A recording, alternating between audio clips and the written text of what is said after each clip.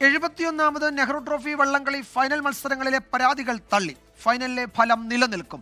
ഫലപ്രഖ്യാപനം പിൻവലിക്കണമെന്നാവശ്യപ്പെട്ട് നൽകിയ പരാതികളാണ് തള്ളിയത്. 2ഉം 4ഉം സ്ഥാനങ്ങളിലെത്തിയ വള്ളങ്ങൾക്കെതിരെ പള്ളാത്തുരുത്തി ബോട്ട് ക്ലബ്ബാണ് പരാതി നൽകിയിരുന്നത്. ഇതര സംസ്ഥാനക്കാർ കൂടുതൽ തുഴഞ്ഞെന്നും പനംതുഴയ്ക്ക് പകരം തടിത്തുഴയും ഫൈബർ തുഴയും ഉപയോഗിച്ചെന്നുമായിരുന്നു പരാതി.